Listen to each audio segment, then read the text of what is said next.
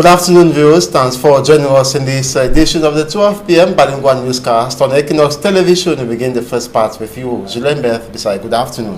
Bon après-midi à vous, Innocent Azé. Mesdames et messieurs, bon après-midi à toutes et à tous. Le président Donald Trump a informé le gouvernement de la République du Cameroun son intention de mettre fin aux avantages commerciaux du Cameroun dans le cadre de la loi américaine sur la croissance et les opportunités de développement en Afrique.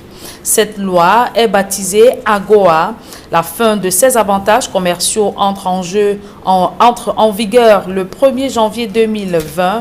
Selon le communiqué de presse, le président américain a constaté que le Cameroun est non conforme aux critères d'éligibilité à l'AGOA.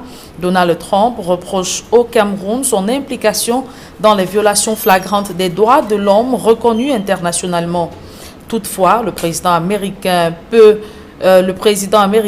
réintégrer le Cameroun en tant que pays bénéficiaire de l'AGOA lorsqu'il remplira à nouveau les critères et les États-Unis restent déterminés à travailler avec le Cameroun pour le faire. Dans ce communiqué de presse, les États-Unis révèlent que le Cameroun a exporté près de 120 milliards de francs CFA en termes de biens et services vers les États-Unis. Près de 34 milliards de francs CFA d'exportation ont été générés grâce à l'AGOA.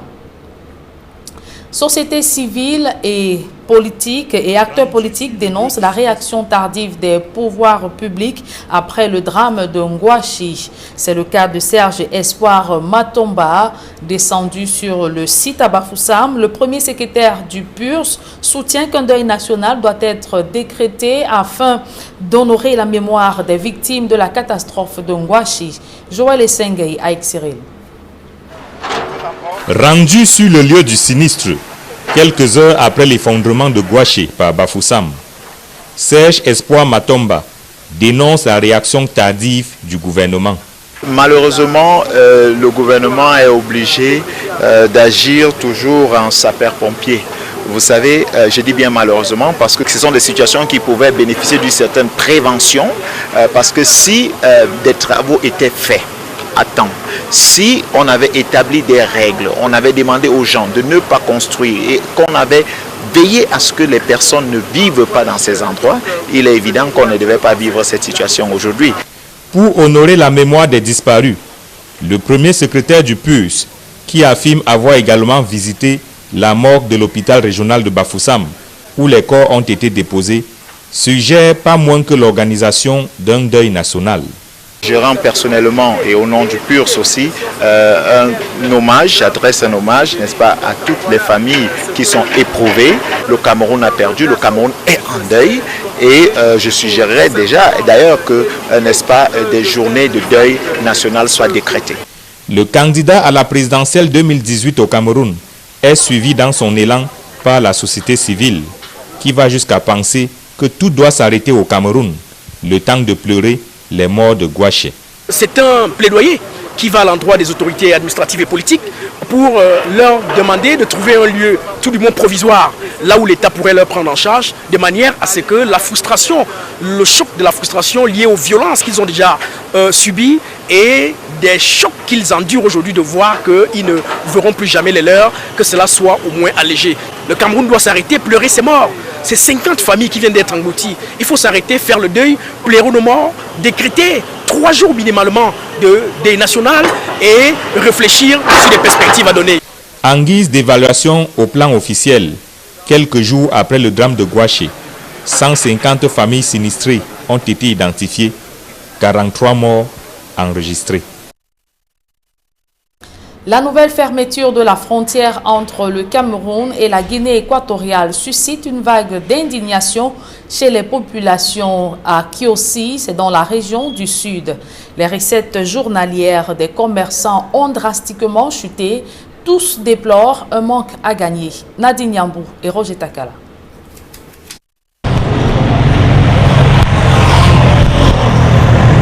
Après avoir été entériné par les chefs d'État de la zone SEMAC en 2017, l'effectivité de la libre circulation des biens et des personnes piétine toujours sur le terrain. À Kiossi, ville frontalière entre le Cameroun et la Guinée équatoriale, la frontière des deux pays est à nouveau fermée depuis le 12 octobre dernier, en raison de la célébration de la fête de l'indépendance équato-guinéenne. Cette nouvelle fermeture suscite l'indignation et la colère des Camerounais résidant dans cette partie. J'ai ma maternité de 640 qui est maintenant bloquée, ça fait aujourd'hui 6 jours. Maintenant qu'on met en faillite, il y a le problème, la frontière c'est le problème. La libre circulation, il n'y a pas. Avec le Cameroun, il n'y a pas. Et ils ont 4 barrières de leur côté là.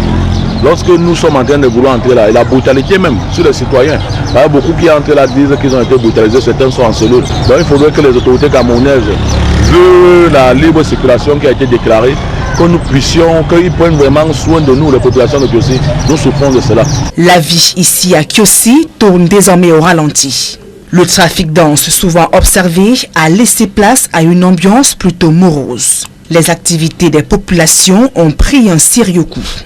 Depuis qu'on a fermé la frontière, ça devient très difficile, c'est dur pour nous. Même mon mari ne me rationne même plus comme avant. Ça coûte plus cher, ça ne va vraiment pas. Depuis 2 ou 3 semaines aujourd'hui, les Guinéens n'entrent pas pour acheter. On a fermé la chaîne, nous on souffre. Et quand la frontière, le Cameroun-Guinée s'est fermée, la ville de Kiossi souffre beaucoup. Personne ne joue le debout, personne, tout le monde pleure. Sur le plan économique, les conséquences sont désastreuses. Un véritable coup dur pour le commerce frontalier. Il n'y a qu'à voir ces produits alimentaires stockés qui attendent désespérément acheteurs. Et les marchandises de certains commerçants se dégradent au fil des jours. Ils déplorent ainsi un manque à gagner. Quand on ferme les frontières, les Guinéens qui traversaient pour venir de ce côté, eux, ils n'ont plus la possibilité de traverser. Et maintenant, quand je prends les œufs, je suis vraiment bloqué, ça ne sort plus vite. C'est comme ça que tous les commerçants ici, là, eux, ils souffrent aussi. Nous devons payer les impôts, vivre avec nos familles, et nous nous rendons compte que rien n'est fait. Nous ne voyons pas ce qui est fait vraiment pour que ce soit ouvert rapidement. Nous savions que c'était le 12 octobre pour les fêtes, mais après ça, on se rend compte que c'est complètement fermé. Rien ne passe, nos activités même au marché. Tous les engagements qu'on a pris sont en train d'être dans l'eau. En attendant l'ouverture prochaine de la frontière Cameroun-Guinée équatoriale, les populations de Kiossi dans la région du Sud devront encore tirer le diable par la queue. La lutte contre l'insécurité et la nuisance des débits de boissons, c'est la mission principale du nouveau sous-préfet de Yaoundé 6. Joseph Etoundi vient d'être installé dans ses fonctions par le préfet du Fundi. Marcelin Gansopero de Gengassi.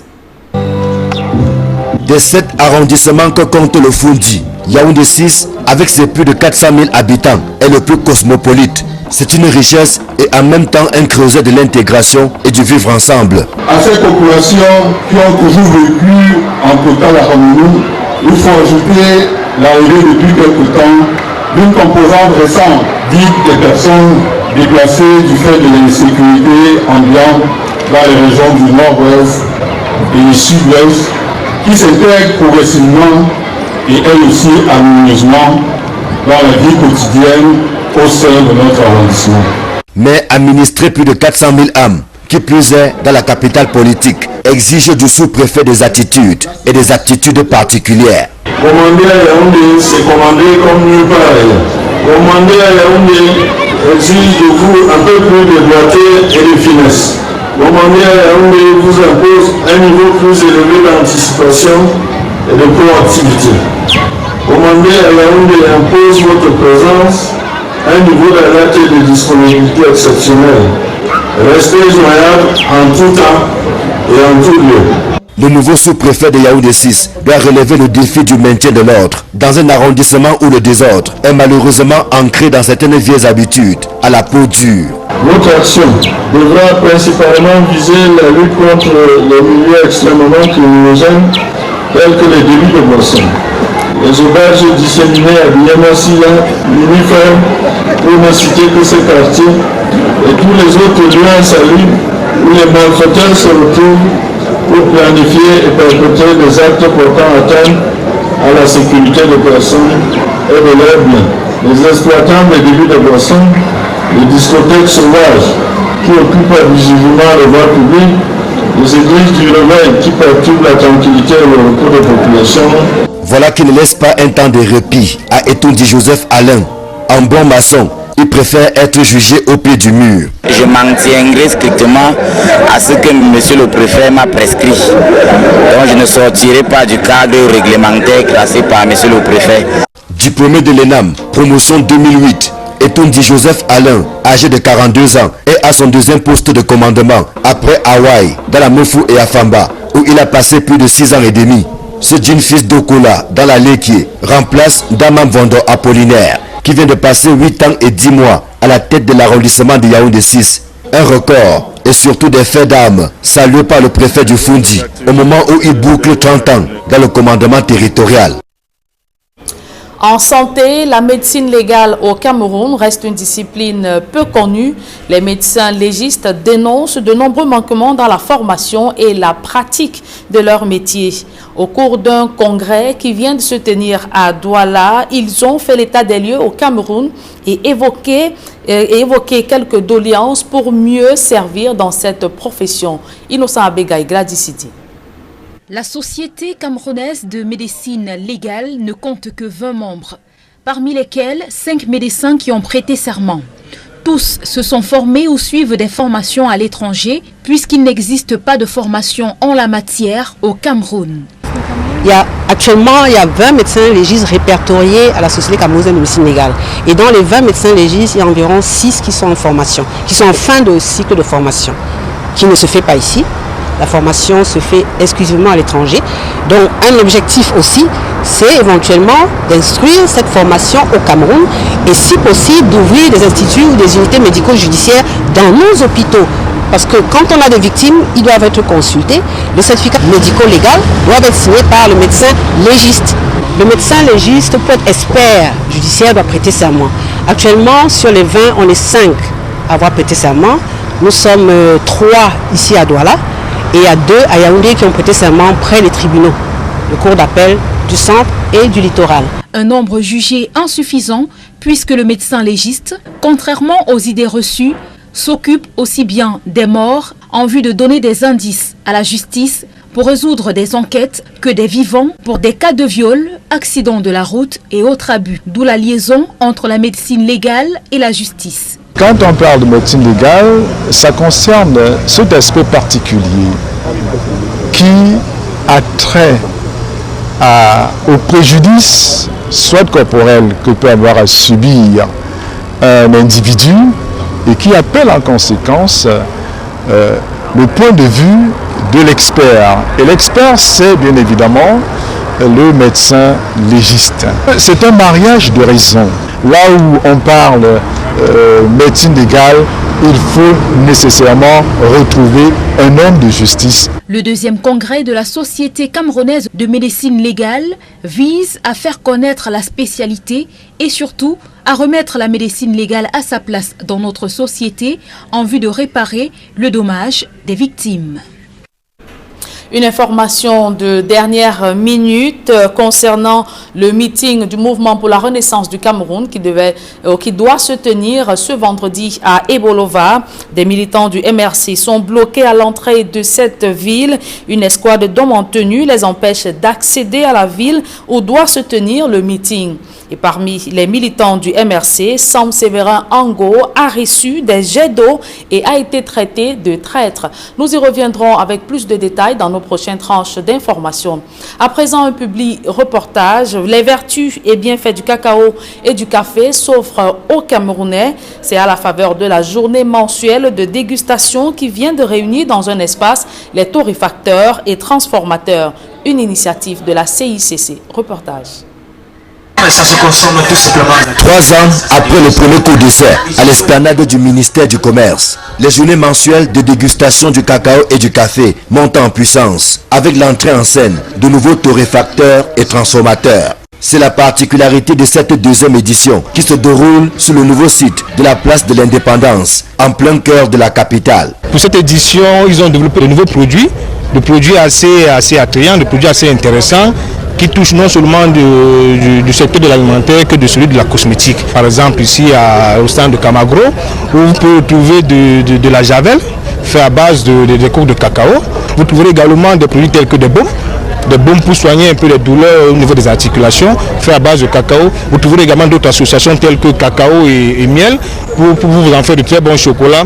De la parole à la réalité concrète, il n'y a qu'un pas que nous effectuons allègrement pour toucher du doigt l'ingéniosité des acteurs locaux de la transformation du cacao et du café.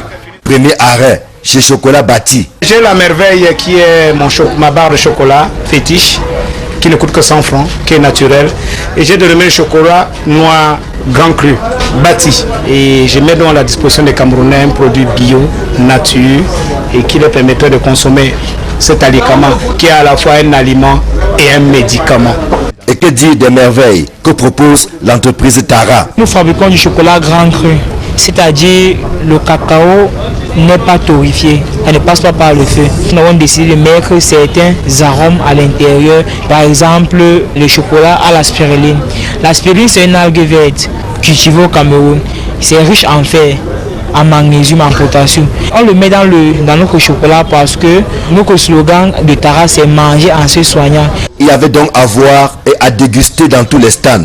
Aux nouveaux transformateurs se sont associés les anciens qu'on ne présente plus. Et ce sont les consommateurs qui se sont régalés à longueur de journée. Vous savez, le café du Cameroun est le meilleur. Made in Cameroun, c'est beaucoup mieux encore. C'est pour ça que je suis là aujourd'hui. Parce que j'adore le café du Cameroun. Les producteurs de café doivent se remettre au travail parce que c'est une manne économique pour le Cameroun. À travers les journées mensuelles de dégustation du cacao et du café, le CICC, appuyé par le ministère du Commerce, offre un plateau en or dédié à la promotion du Made in Cameroun. C'est la créativité, c'est la communication développée au niveau de leur emballage, même pas d'ingénierie en termes de packaging. Vous pourrez voir des multiples conditionnements qui sont sur les étals, du beurre pressé à froid, du beurre pressé à chaud. C'est autant de technicité qu'il faut aujourd'hui démontrer et dire à tous ces consommateurs qui rencontrent ces produits que ces produits sont bons pour la santé. Aujourd'hui, il est bon de consommer du cacao, il est bon de consommer du café. Rendez-vous est pris pour le dernier mercredi du mois de novembre. Certainement encore avec de nouvelles découvertes à faire saliver. Et si vous êtes à table, nous vous souhaitons une très bonne dégustation. À présent, la deuxième partie de ce journal, Innocent Azé, elle est en langue anglaise avec vous. Good day. Thank you, Julien. Good day to you and to our viewers. Good afternoon as well. Thanks for staying with us. We begin with news straight away. In the west region of the country, notably in Bafoussam 3 subdivision, where the landslide occurred, killing 43 persons, and to see that occupants who have been occupying the weak zones and have been relocated by government's order are now stranded. They do not know where to go despite the disbursement of the sum of 200 million francs CFA by the head of state Paul Biya for victims of the landslides and equally victimized family for the arrangement of funeral programs. And Hemin Iluga recently visited the area where the incidents occurred and said those occupants who have been compelled to leave are stranded. Days after the Ngwache landslide, some survivors are left in total confusion, while others are seen doing few maintenance works. Some are still worried on their family members, who they wonder on the whereabouts of their mortal remains. The man says he hasn't seen his pregnant elder sister with her kids, and he ponders if all their family victims have been discovered. Even though 43 deaths already recorded, more searches ongoing on the site. Worthy to note 200 million CFA francs has been given to assist the bereaved and to resettle other survivors by the head of state. But even at this, victims remain stranded.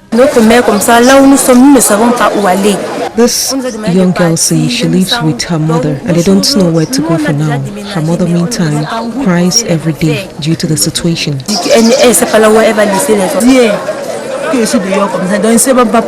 This other lady says she has been out for nights now and she doesn't know where to go. Others on their part questioned the resettlement exercise. This man, being another survivor of the catastrophe, he ponders why the government hasn't yet identified a resettlement area for the victims.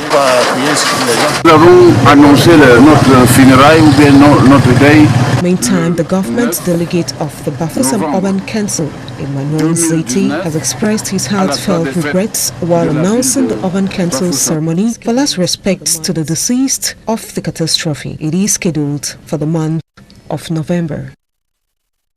And visiting the incident site, the first secretary of the People's Party, such as Pwa Matomba, was equally candidates of the last presidential elections of the Republic of Cameroon, has blamed government on its lateness, reason why the incidents occurs, and claiming 43 lives. He equally noticed, alongside the civil society actor, that a national day of mourning be granted to victims of the incident. More with Immaculate Fogwe. Few days after the tragic incident that led to the death of 43 persons in Gouaché, Bafoussam 3 subdivision, West region of Cameroon, some political actors and civil society activists have visited the site, denouncing government's slow pace in handling the unfortunate situation. Malheureusement, le gouvernement est obligé. The government always waits for the last minute before reacting. They just behave like ambulances. Such cases could be prevented if the government had asked the persons to leave the site in time and allocated an area where they could live in. Il est évident qu'on ne devait pas vivre cette situation aujourd'hui. In honor of the dead victims, the secretary of the United Party for Social Renovation, PUS, Serge Pwa Matomba, thinks a national mourning day be organized for these victims.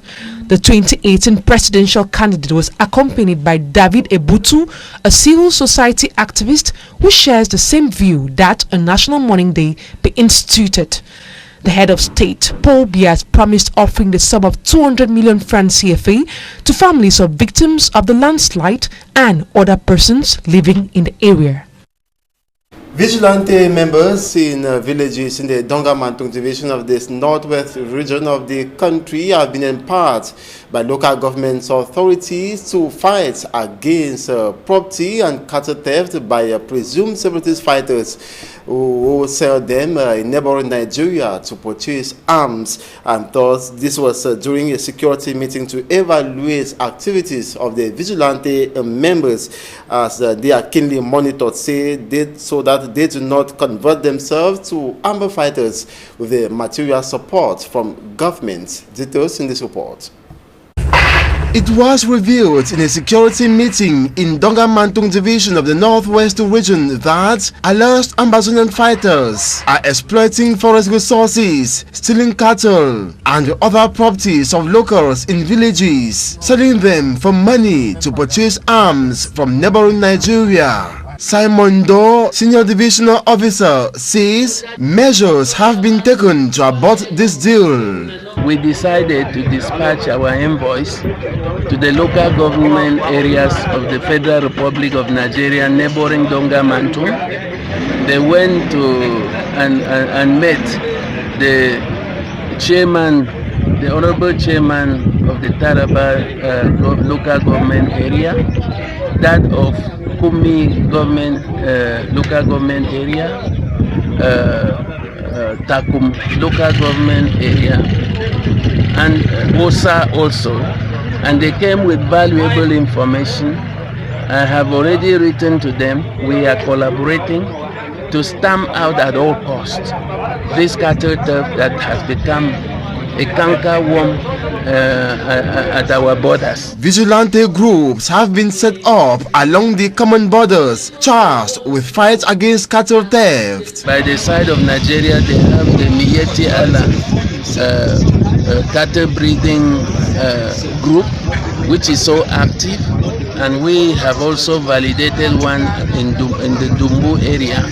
So our objective here is to stamp out cattle theft. The security meeting, convened 10 days after the support visit of the Northwest Governor in the division, was to encourage the local vigilante members for their determination to fight against insecurity promoted by thieves in the name of separatist fighters. Most of the thieves around the area who went in as separatist forces stole herds of cattle from the division and even from beyond, and Donga Mantum decided in their vast majorities to secure themselves, given that we cannot place a gendarme or a policeman behind every citizen of the nation. So their active collaboration and active creation of these forces warranted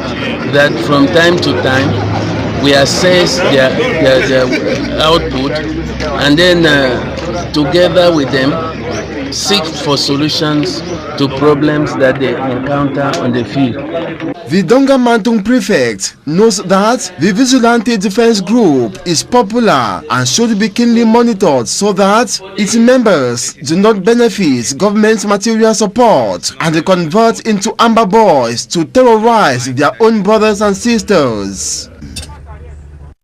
The new Pioneer Branch Manager of the National Port Authority in Limbe has been tasked to revamp the ports in Fako Division and prepares Limbe for the eventual commencement of the Limbe Deep Sea Port. And the call was made by the Director of the National Port Authority during the installation ceremony. And the following reports are Limbe-based correspondent Davidson Maimo looks at the challenges that will face the new Pioneer Branch Manager of the National Port Authority in Limbe.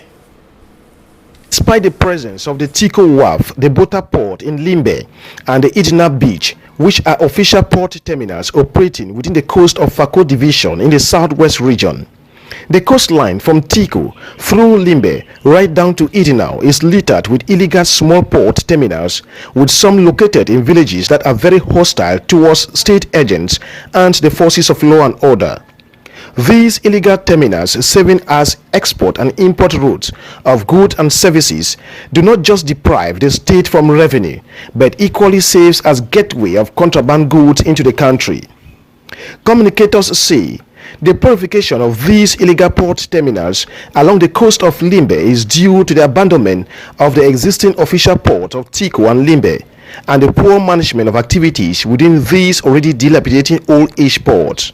However, with the pressure from Anglophones for the government to construct a deep sea port in Limbe, which experts say is cheaper and more reliable compared to other sites, the National Port Authority is at the forefront of this project, with the installation of the Pioneer Branch Manager of the Limbe Port Authority after that of Douala. The Director General of the National Port Authority, installing the Pioneer Branch Manager, called on him to implement port regulation activities so as to revamp the port sector in Fako Division, Southwest Region. This, he said, because the Limbe Deep Sea Port project will soon become a reality. The government delegate to Limbe City Council, Mutanga Andrew Monjimba, in his welcome address, say a full branch of the National Port Authority in Limbe shall certainly lead to a better business climate, thus improving the living standard of the populace. The installation ceremony, which was graced with traditional dancing, witnessed the presence of the senior divisional officer for Fako among other top stakeholders in the division. Ojongeno Oben Eta, Pioneer Branch Manager of the National Port Authority, Limbe, spoke to Davidson Maimo shortly after his installation. Take a listen. Have to review what's on ground. The ports have not been fully rehabilitated. The government has plans to rehabilitate the port in the nearest future. We would have to evaluate the state of the ports as of now. You know, with the several terminals in Edinau, in Tico, dispersed everywhere in Benin, and we'll see how we can enhance the program and accelerate it, especially. We're in very trying times now in Cameroon. We cannot forget that part of the state of affairs. We would expect that people should become hearted, cooperative, collaborative, and very friendly. The National Port Authority is the gendarme of the port sector. It manages the Port Authority of Kridi, Port Authority of Douala, Port Authority of Limbe, and Port Authority of Garua. They have an immense human resource, and they are always ready for any task. Donald Trump has written to the Congress informing the House of his intention to suspend Cameroon as a beneficiary sub-Saharan African country from the African Growth and Opportunity Act, AGOA. The U.S. president cited gross violations of internationally recognized human rights said to have been committed by the country's security forces. In a statement from the White House sent to Congress on October 31, 2019, Donald Trump lamented that despite intensive engagements between the United States and the government of Cameroon, Cameroon has failed to address concerns regarding persistent human rights violations being committed by Cameroonian security forces. These violations include extrajudicial killings, arbitrary arrest and unlawful detention, and equally torture. And the White House occupant says the suspension will begin from January 1st, 2020. According to Donald Trump, he intends to terminate the designation of Cameroon as a beneficiary sub-Saharan African country under the AGOA as of January 1st, 2020. He equally says he will continue to assess whether the government of Cameroon engages in gross violations of internationally recognized human rights in accordance with AGOA eligibility requirements. And that's it for this 12 p.m. Bilingual newscast. Thanks so much for watching. I know the rendezvous is at 4 p.m. with Immaculate Fogwe and with you, Julien Berth Bissat. Exactly, Innocent Azem. Mesdames et messieurs, merci de votre fidélité.